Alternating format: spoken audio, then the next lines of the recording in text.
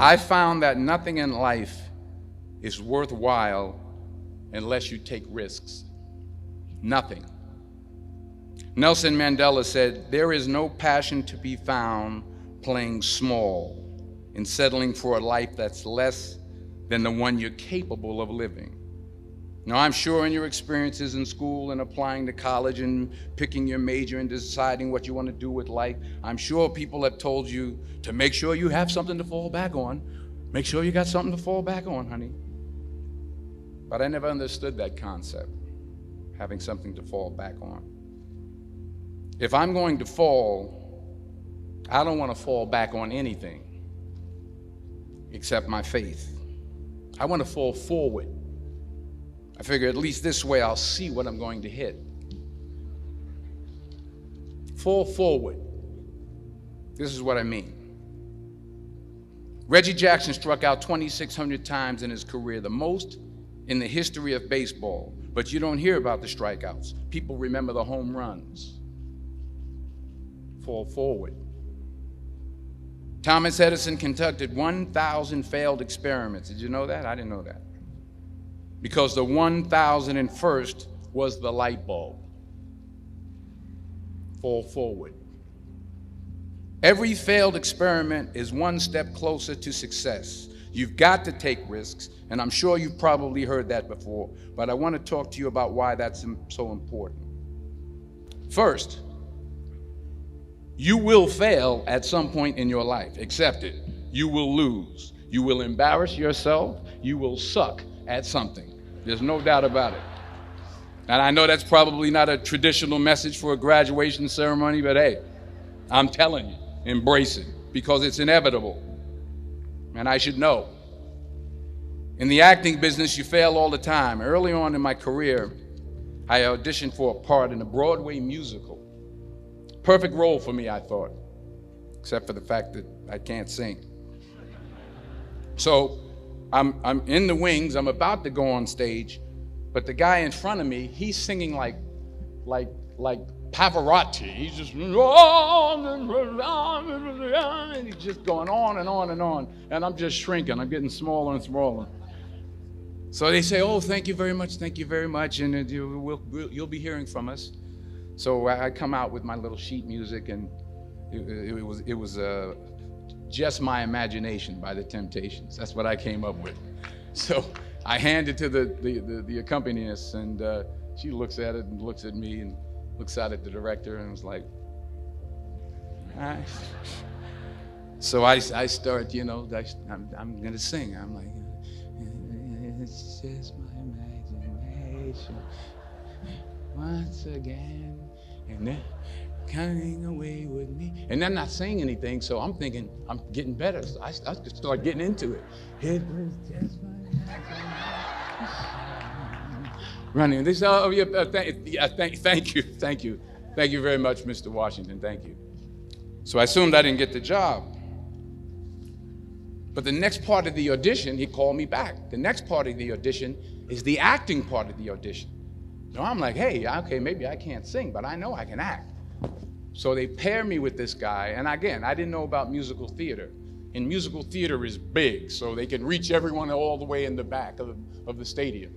And I'm more from a realistic, naturalistic kind of acting where you actually talk to the person next to you. So I don't know what my line was. My line was, "Well, hand me the cup." And his line was, "Well, I will hand you the cup, my dear. The cup will be there to be handed to you." I said, "Oh, okay."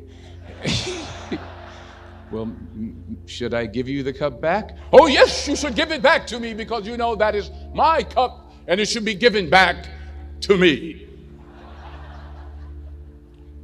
I didn't get the job. But here's the thing. I didn't quit. I didn't fall back. I walked out of there to prepare for the next audition and the next audition and the next audition. I prayed.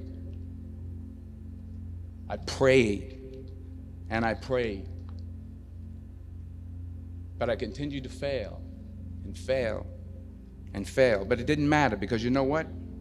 There's an old saying, you hang around the barbershop long enough, sooner or later you're going to get a haircut.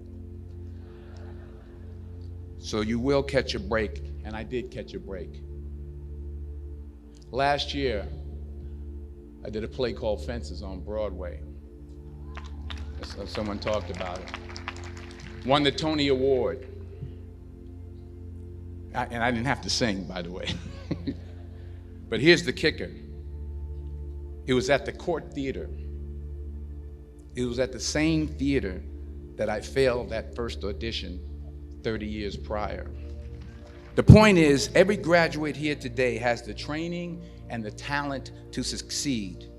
But do you have the guts to fail? Here's my second point about failure. If you don't fail, you're not even trying. I'll say it again. If you don't fail, you're not even trying. My wife told me this great expression. To get something you never had, you have to do something you never did.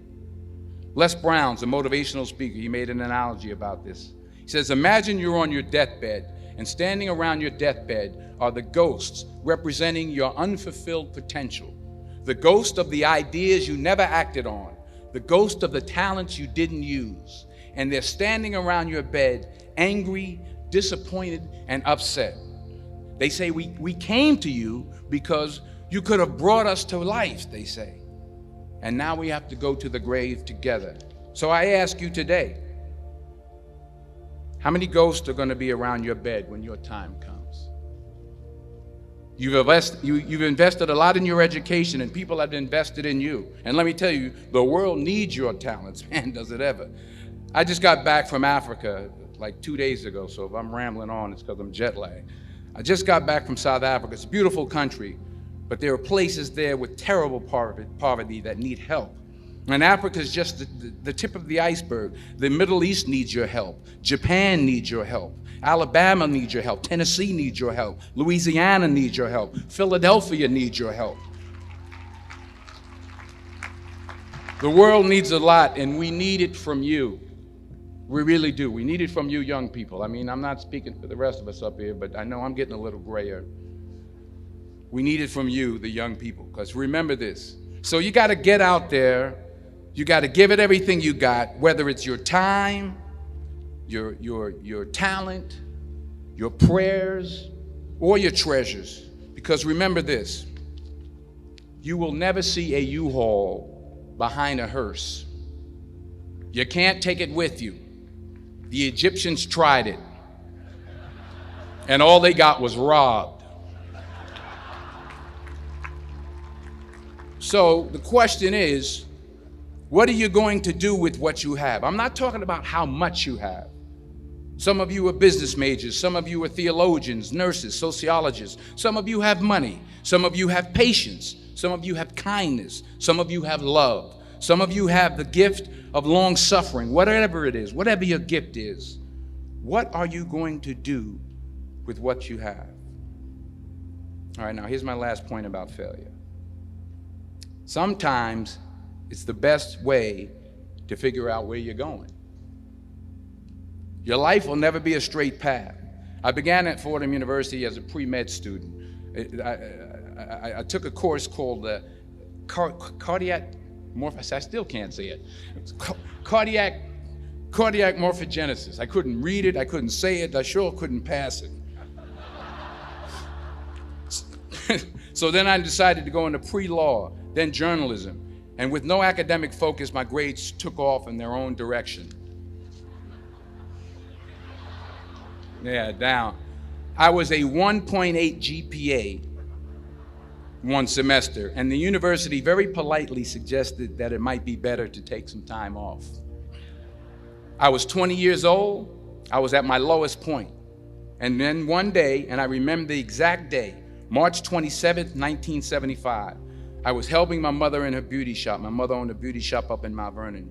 And there was this older woman who was considered one of the elders in the town. And I didn't know her personally, but I was looking in the mirror, and every time I looked at the mirror, I could see her behind me, and she was staring at me.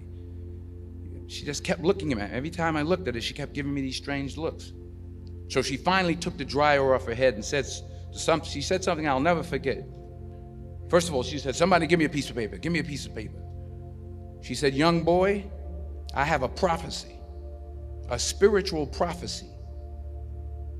She said, you are going to travel the world and speak to millions of people. Now, mind you, I'm 20 years old. I'm flunked out of school. In fact, like a wise ass, I'm thinking to myself, maybe she's got something in that crystal ball about me getting back into school next fall. But maybe she was on to something, because later that summer, while working as a counselor at a YMCA camp in Connecticut, we put on a talent show for the campers. And after the show, another counselor came up to me and asked, have you ever thought about acting? You're good at that. So when I got back to Fordham that fall, I got in and I changed my major once again for the last time. And in the years that followed, just as that woman prophesied, I have traveled the world and I have spoken to millions of people through my movies. Millions who up till this day couldn't see me, who up till this day I couldn't see while I was talking to them, and they couldn't see me. They could only see the movie. They couldn't see the real me. But I see you today, and I'm encouraged by what I see. And I'm strengthened by what I see. And I love what I see.